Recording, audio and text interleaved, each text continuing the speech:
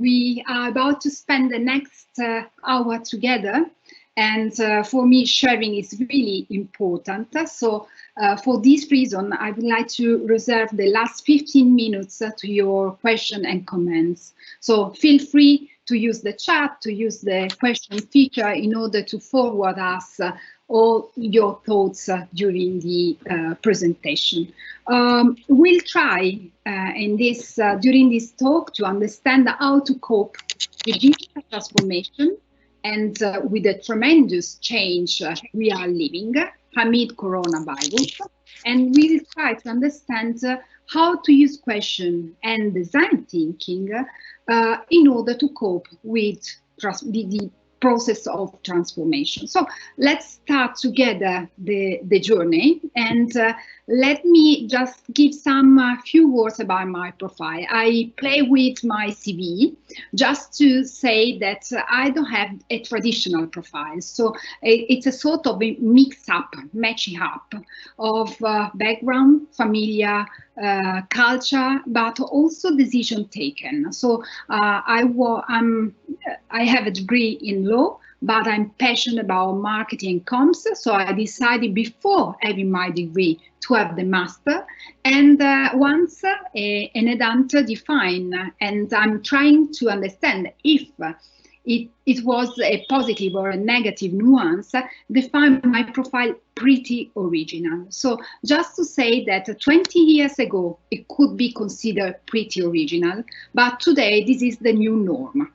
So we need to mix soft skill, competencies, and experiences. It is important also for the larger part of people that are listening to us during this talk.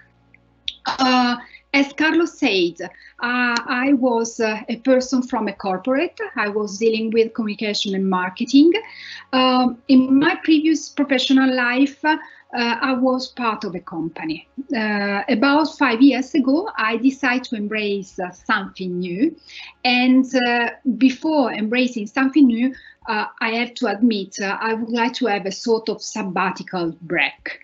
It was not possible. It lasted just 1 month, and I was back sketching what is today Smartive. There is a sort of fortune cookie that I use in order to describe the jump from the corporate to the startup. Of course, my father was an entrepreneur, my grandfather too, and I realized at a certain point that I was in the company, but I acted through the entrepreneurship. It was not just about the goal, it was not just about the task, my job, it was about being part of a project. So I just reflected a thought to this point, and I decided to start discussing with my actual co-founder about Smartive. So 5 years ago, there was a sort of mantra among companies, better, a double mantra. The first one was, we need digital natives in order to embrace digital transformation. And the second one was, another half of companies we met, we do not have enough technology to embrace the digital challenges. Among us, we thought that there was something wrong, and we decided to create Smartive as a service company, not for dealing with technology, not for dealing with business model, but just to support people among the companies. So we love to say that we have just one big purpose, that is to transform people in order to let them transform companies. So it's a matter of empowerment of people dealing with companies in order to let them understand which is the new digital mindset and how they need to embrace the new way of working. So Smartive is linked to change. It could be caused by digital, it could be caused by the new Green Deal, but we are linked to the process of change and transformation. Going deep, we try to understand which are the characteristics of the Novacene. James Lovelock, the author of the theory about Gaia, our planet, says that we are living the age of hyper-intelligence. That means that we are living in a post-digital world. What does it mean, living in a digital, post-digital world? It means that we have enough technology, and technology is surrounding us. So we have our smartphone, we have tablet, we have wearable. We know that we have a lot of devices, and we have smart TV, smart home. So technology is something available. Now we have a challenge. How we can play the human factor in order to use all this technology available. Before going into details, just a few hints. When we speak about the digital and the impact of digital, we are speaking about the new platform. Just think to the way you are doing shopping. You are doing shopping, most of all during these lockdown days, through platforms. As consumer, we, thanks to digital or not, it depends on the point of view, we became also prosumer. So we consume information, but we are able also to produce information. Then we can discuss about the quality that we produce. But through social, through the internet, the net, we are enabled to produce also information. And the same happens with the energy. So we consume from a centralized network, but through the renewables, we can also produce and give to the net the energy produced. Digital put also the experience at the center. This is another important concept that we have to take into mind in order to evaluate which is the digital scenario. That means that we are now living in a new paradigm. And on the left of the on my chart, you can find a different point that in some way can synthesize the new paradigm. So it is about decoding. We are surfing every day a large ecosystem. Then we co-create. We are not able to create by ourselves. We need to collaborate. We need to share information in order to double their value. If I have something important in my drone, it can stay there without producing anything. If I share, then I have, like it happens with the open source, for instance, then I can double the value. Of course, a lot of buzz, a lot of rumors among, and we need to evaluate. So everything is datafied, and saying this in this lockdown has also new meaning. We know what does it mean waiting every day for data or trying to understand the evolution, the spread of a virus like the one behind COVID-19, following the data, trying to analyze, trying to understand the data. Then we are immersed and we listen. We need to enable our natural capacity of listen in order to catch what is really relevant for our context. Then, let me say, we are human and we need to dream. So in this paradigm, it is useful to insert also that kind of verb. We need to dream because we need to shape a vision for the future. I said that it was not easy. The scenario was enough complicated, and then the spread of COVID-19. So the spread of coronavirus made everything more complicated and in some way help also, if we want to be positive, it helped to do some legs of digital transformation process.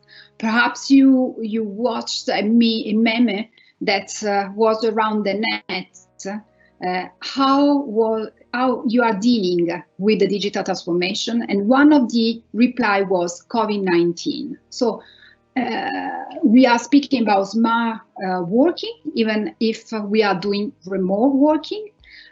We need to shape for a vision for the second phase. And we already know there was some this morning an article on the newspaper that is about redesign the way we live public spaces, the redesign the way we engage, the way we need to reinvent, to reorganize the mobility system. We need also to redesign the way we work and regenerate the way we defend, for instance, our rights, or redesigning the healthcare system. So, as you can see, there is always a designer behind each voice I listed. And of course, it's not the designer in the traditional sense, but there is a human mind that needs to focus which are the problems, which are the needs of consumer, users, citizens, and need to reinvent the system for them. Somebody is speaking already about the low-touch economy. So with the COVID-19, we knew what social distancing means, and it seems that this kind of trend will influence the way we will live, travel, study, and so on. So we are speaking about change. Digital transformation is mainly about change. In some way, we can speak about disruption. In some other way, we can speak about innovation. Of course, believe me, it is easier to innovate or to disrupt than to change something with an history, with a structure. We meet the resistance of people, or, people that are saying, we have always done in this way and it was okay, why we need to change? So we need also to motivate people in order to embrace the transformation. And change doesn't happen by chance, and it's not just one event. We cannot say inside a company, inside an organization, an association, that we are dealing with change just because we organize a digital day or we invite some digital guru presenting their ideas about the future. In order to say that we are embracing change, we need to onboard people, and we need also to be aware that change can divide it into phases. The first one is the one about the consciousness. Then we need to commit to change. So we need to experiment, to try, to work on the process, on the service, on the product. It depends on the object of our transformation. Then we need to contaminate. Of course, we cannot be the best team in digital and living like an hermit, but we need also to onboard people that have not so much competencies, skills, or just openness to change. And the good news is that you complete through contamination this cycle, the first cycle of change. The bad news is that you need to restart, because change is something that continuously goes on. And as we said, it is a process. So if we try to, I give you the last detail before going into the design thinking topics. As we say, we are living in the ecosystem. In this ecosystem, it is important to know who are the others. Also because we share with them experience, we can train ourselves in terms of agility, and we can also contaminate ourselves. So all the players of the ecosystem can in some way be in relation. So it is important to know that our organization is at the center, and then around we have academy, school like Raffles, the community of experts, all the events going on, the startup world, and then of course the other industry, the vendors. We are now considering the vendors, not only vendors or provider, but we are considering them digital partners for the co-creation experience we want to have. So in this ecosystem and this age of low-touch economy, we need to develop 10 skills. These are the top 10 skills for the future. And at glance, if you look into them, you will realize that the skills around design, the skills around philosophy are pretty crucial. So first position, complex problem solving. The design thinking helps us to reduce complexity and try to cope with complexity. The critical thinking, the way we pose the question. Then there is also about the creativity. We identify people as being certain types. So normally when we speak about creativity, it seems that it's just a way to be. Some people are naturally more creative than others, but creative can also manifest itself in many ways. So I can be creative with pencil, with plants, with flowers.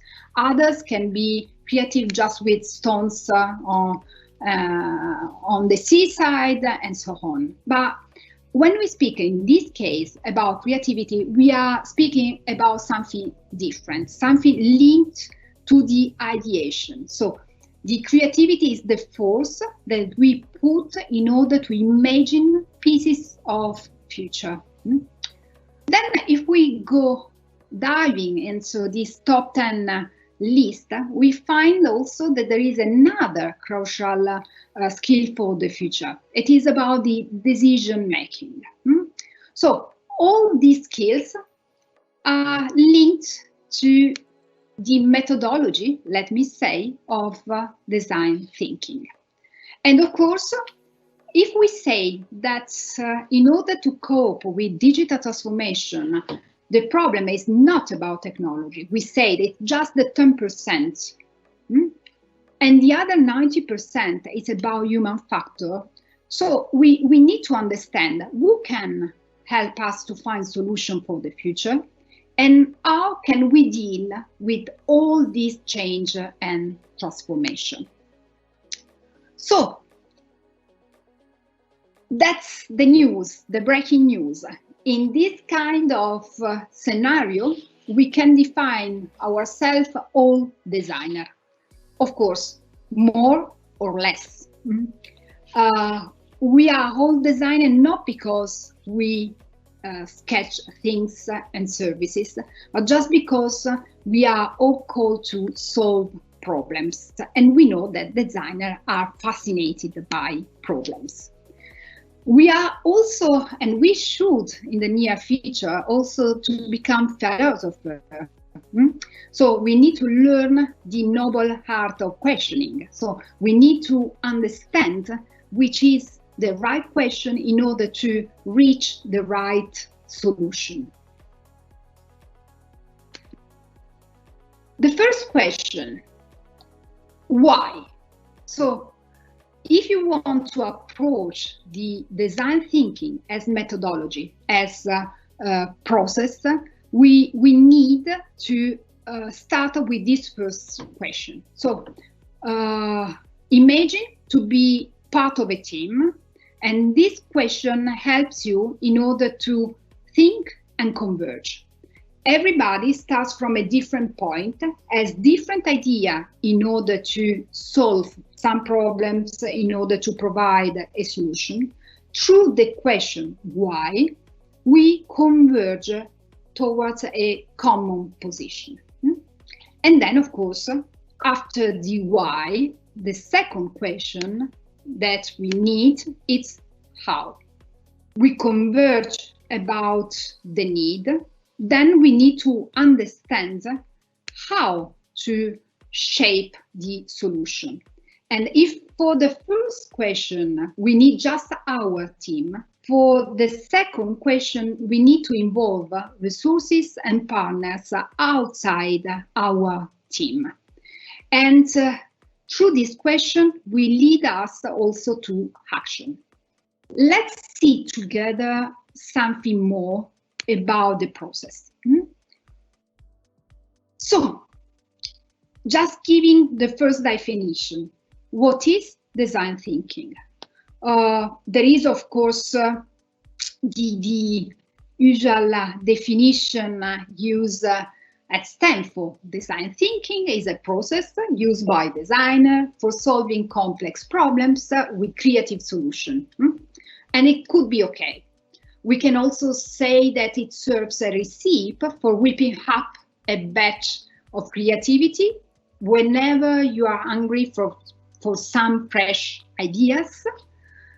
We can say that designers use this process to streamline their ideas and create innovative solutions.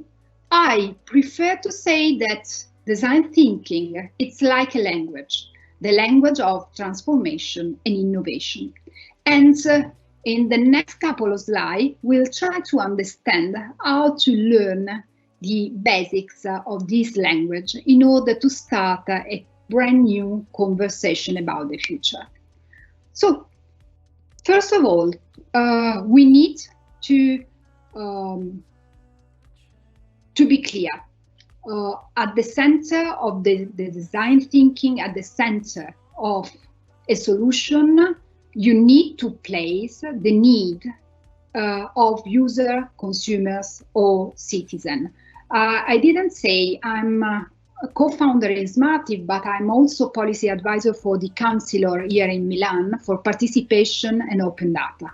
We apply design thinking also inside an administration, just because if you need to sketch a new path for citizens in order to involve them, in order to engage them, in order to let them understand how the administration works, you need to answer to their needs. So, design thinking is mainly a human-centered process, and it is based on empathy. As Kevin Roberts at Saatchi said to people working within his team, if you want to understand how a lion hunts, don't go to the zoo, go to the jungle. So if you want to understand which are the real needs of the user, can be consumer and citizen, as said, you can't rely on just on research, on graphs, on bits. You need to interview them, you need to meet, you need to understand. It's not from your point of view. You need to leave your comfort zone and try to wear their shoes.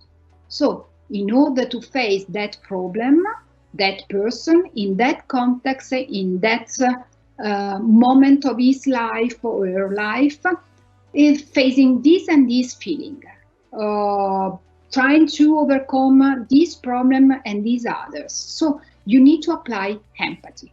It doesn't mean that we become the other, but it means that we, in an objective way, try to understand the others.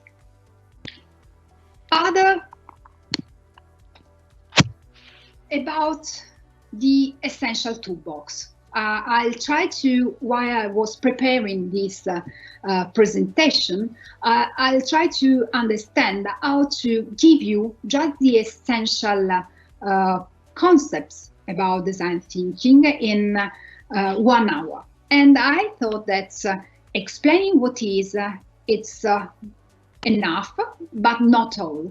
And we need also to share something about the toolbox. So if we want to acquire a new way of thinking, we need also to have a new toolbox. For instance, if you deal with design thinking, you deal with different kind of canvas. The canvas is just your compass. It could be composed by different blocks. And in this case, the persona's canvas means you use the persona's canvas draft the personas. So it is your consumer, it is your user. You need to give a name, you need to define age, social status, and you need also to image its or her daily routine. Only in this way you will understand if the solution on which you are working will work or not for that user. It's not something that you like, you need to like or not. You need to reply to a need. Of course, you can have the empathy map where you can sketch all the notes about the observation. When you have a persona's canvas, it's not something that you do once and you did forever. You can also review, because the users will transform themselves, will evolve themselves. If I'm an early adopter, perhaps in 2, 3, 4, 6 months, I will review the use of the solution you provide me. And you need to track the feedback I give you through the use. Then you need the canvas hook, and then you need also to have really clear in mind which is the user, the customer of the future, because you are working while you are facing design thinking for them. Of course, the design thinking helps you in co-creation, in collaboration, because you make choices and you in some way elaborate the solution by integrating all available contribution towards the solution. We have now the essential toolbox. We try to understand how to use it, because if we have the essential toolbox, we need also to have the essential mindset box. So design thinking is a basic skill. It enables people to design the future, starting from their perspective, as we said, and also enriching it through a common vision. So we need to switch from a mindset where we say what is to what should be. So it's a creative process, we said. So we cannot accept this smartphone is in this way and it should be in this way. I need to look at the smartphone with new eyes, the eyes that let me project for the future. Then we need also to switch from the mindset where we say we need to understand to the mindset imagine. Understand something exists. You need to understand, you need to imagine what doesn't exist yet. And not well. If at the beginning of a project we already know the ending, it means that we are doing anything new. It means that we are working on something that already exists, that already works. Perhaps it doesn't satisfy at all what we want, but we are working inside a comfort zone, the existing comfort zone. So let's see something more about the process. I played with the Karate Kid movie, and just to deliver one simple concept.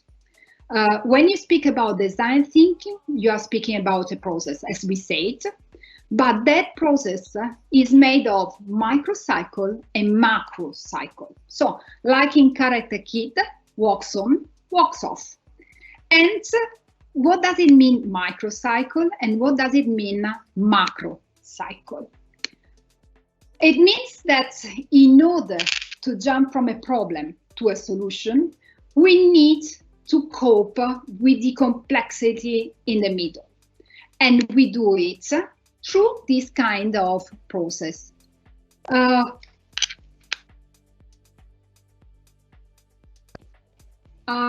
Representing the different action you need to do phase by phase, step by step. So the first phase of design thinking is about understand. So you need to empathize, as we said, you need to observe.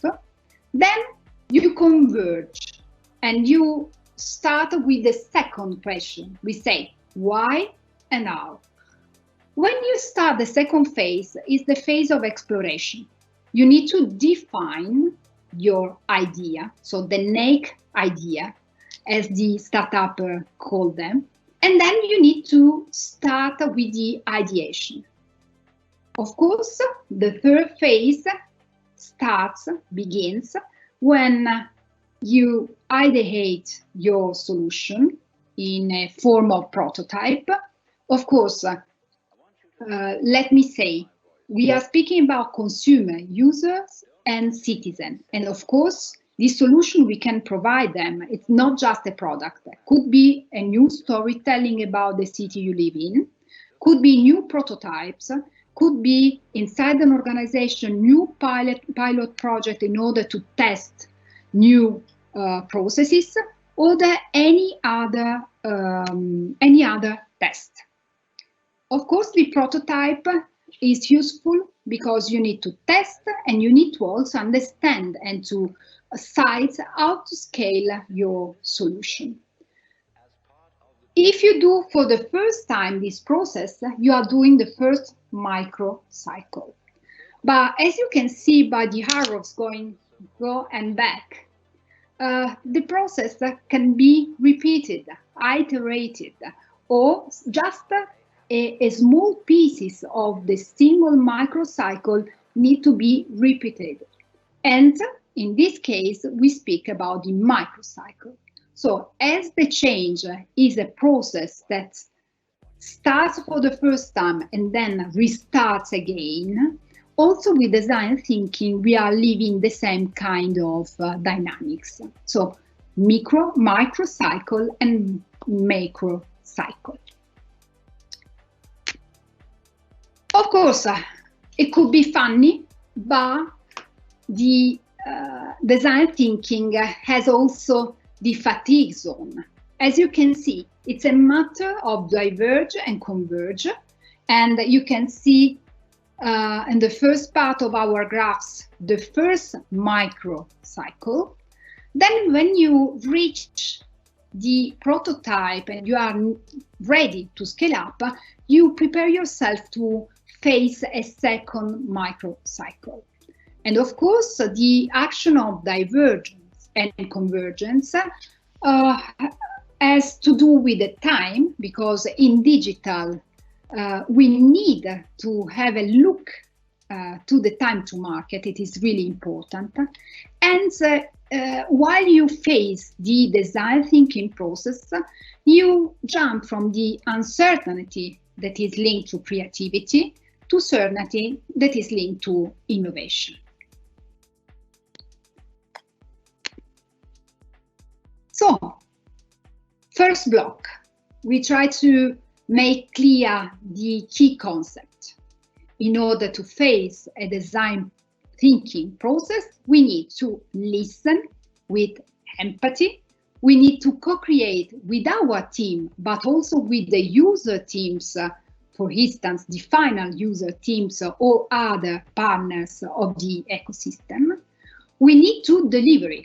So don't be philosopher just wasting time, but be the good philosopher that pose the good question, giving the right answer, that is the solution.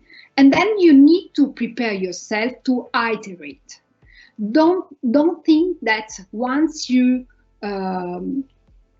finish the first process, then you are done. You need to be open to iteration, because you need to reach the market with a high speed, and as soon as the user, the consumer, or the citizen start to adopt your solution, then you need to track them. Then you need to collect the feedback in order to improve the solution provided. We cannot invent the wheel every time, but we can implement, we can scale, we can also merge solutions for new needs. Of course, we say that designer loves problem. So we need to imagine ourselves like Mr. Wolf, and we need to face design thinking with this kind of attitude. We can solve problems with a method. And of course, we can use a different kind of methods, and we can face different kinds of problems. We can minimize. What does it mean? There is already a solution, and in order to find an answer to our problem, it's just enough to reduce to an existing solution. We can maximize our problems. What does it mean? It means that we expand it in order to solve through an existing solution. Then we can also transform. What does it mean? It means that a problem that we find in a certain area, we postpone to another in order to try to adapt an existing solution, just because there are some similarities, some dynamics, some cycles in common. Then we can also combine. If we have a lot of problems, perhaps we can combine in something more structured, and we can provide different solutions for the different combination. Then, of course, we can change or adapt something that is already existing. We can reorganize. It means that the solution to our problems will be find changing or postponing elements of a solution already existing. Then, of course, there is something wrong in something that already is existing. So you need to substitute just one part. Thinking like a designer means trying to imagine. So what if we use that material, if we amend that process, if we involve. So the first mindset, the first part of the mindset is posing question. What if? Going out the comfort zone. Be empathic. Be optimistic, of course. So we need to find a solution. We need to reply to a problem, but we see the glass half full. Then we need to be holistic. So we need to have a sort of 360-degree perspective, and we cannot take anything for granted, and we cannot exclude anything at the starting point. Then, of course, we need to be collaborative. The starting point is really easy. Again, we cannot invent or reinvent the wheel every time. We need to start from where we are. At Stanford, that is the place where design thinking has been theorized, at the entrance of the design department, you find this kind of sign. You are here. So you start from here. It is important, it's a sort of memento, but it's really effective for renewing the mindset every time. Of course, can we apply design thinking to our life? If we apply to products, services, cities, administration, the answer is yes. And of course, it could be another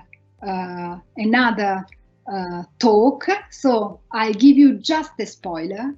You can apply the process of design thinking also in order to define your life plan, your professional plans.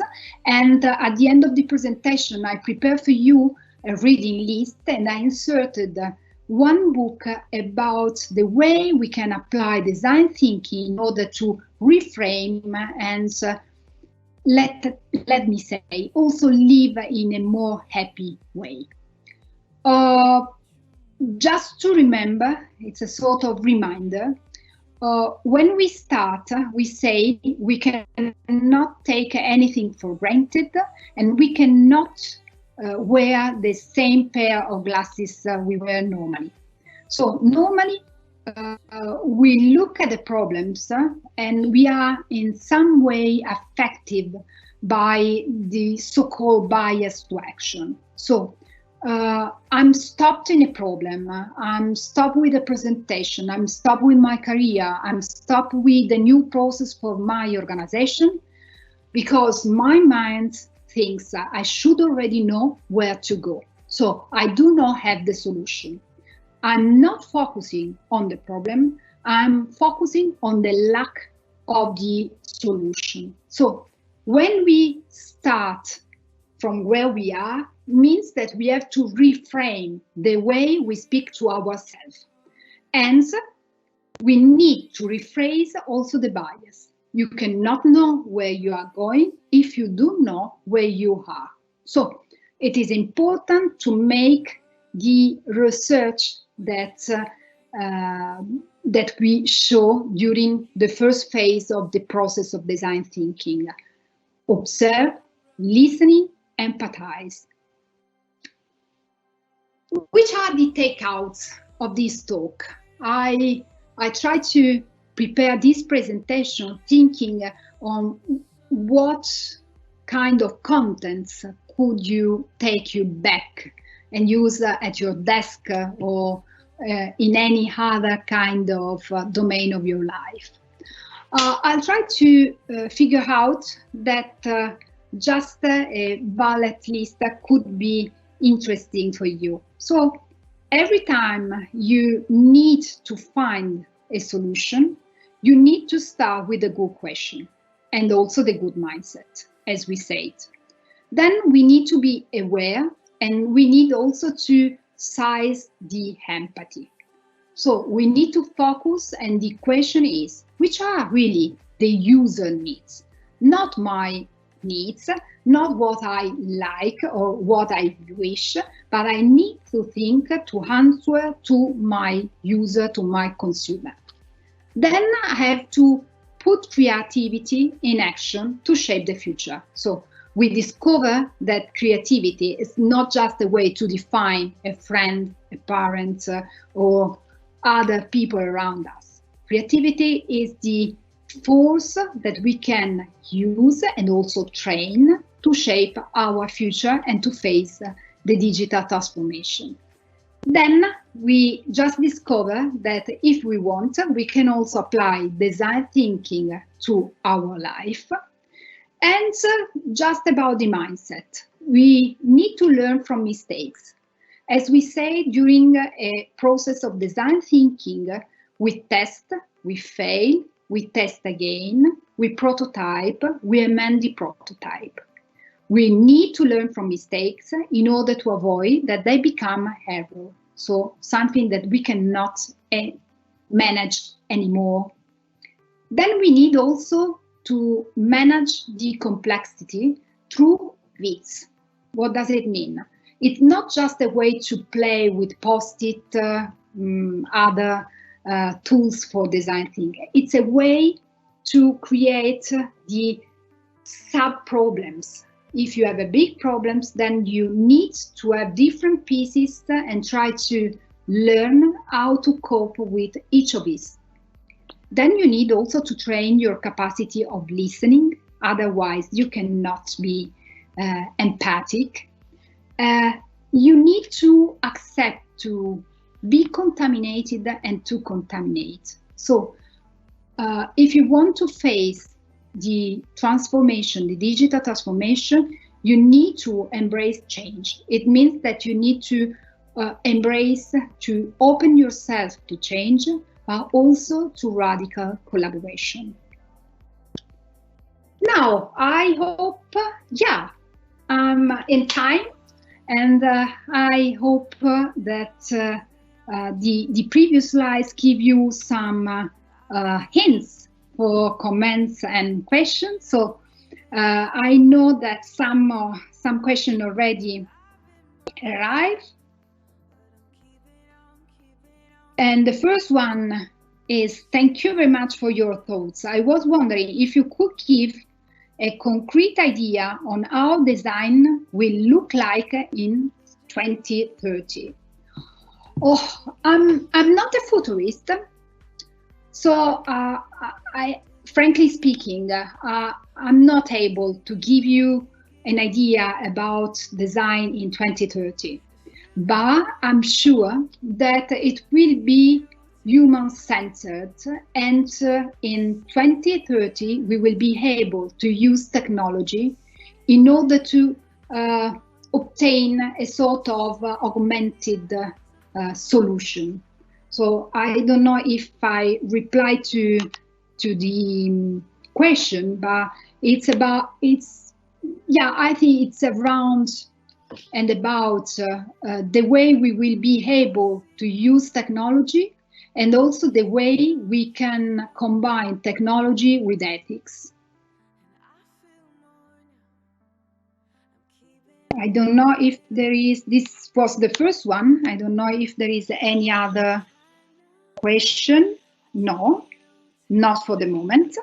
I'll go ahead because, as I said, I prepare for you a reading list. So it is important in order to face transformation, in order to also become black belt in design thinking, to feed a continuous learning, continuous observation, in order also to have a continuous discovery. So I'll reunite some books that were really important for me, and it's just a suggestion. You find Tim Brown, the father on design thinking, Change by Design. You will try through this book, you can understand how transform organization and also inspiring innovation. Then the father of open innovation, so the paradigm from which the ecosystem I show is taken. And of course, I just give you some hints about how change happens, but Casa Sunstein can give you some more complete hints. Then there is, for me, a master, John Maeda. Perhaps you know who John Maeda is. This is his last book, How to Speak Machine. So we spoke about design thinking, we spoke about question and solution. Here, in some way, he reviewed the rules of design for digital age, and it is interesting to understand how to cope with user interface. So how we can use technology in order to produce the right user interface and let things work properly as the user desires. Then another book about user-friendliness. So how it is interesting because you will discover how our life in some way ruled by technology and user interfaces. And at the end, the book about design thinking applied to our life. It was a book that was staring at me for months from the bookshop. Then a very good friend of mine wrote the introduction to the Italian version, and I discovered that was not just the American bestseller about improving or growing with success, but it was something really near by myself, and I discovered that sometimes we can use, and in my life, even if I didn't know, I use and I apply the mindset of design thinking in order to overcome problems, but also in order to improve what I'm doing. So these are the 6 books I suggest and give you as food for thoughts. In the meantime, we receive other 2 questions. Could you give an idea about which technology could help us? Yeah, of course. Think to all the routines. If you are working in marketing, all these statistics and data that you need to refresh day by day in order to listen the conversation produced on the different channel by the users. So the marketing automation is based on technology. You can leave the machine doing what is not so nice for human beings, and you can use your time in order to make some more analytics, some more thoughts about the quality of the information. So let's the machine working with numbers, and you will work with the quality and the knowledge coming from the numbers. This could be an example. Then we have all the wearable. Just think to people that have some problems with their arms or legs, and think to the exoskeleton developed with low cost. There is a startup in nearby Padova, if I'm not wrong, decide to have the mission to make the skeleton available, even if you don't have so much money to invest. So I think that is another example on how technology could become a very good ally of human beings.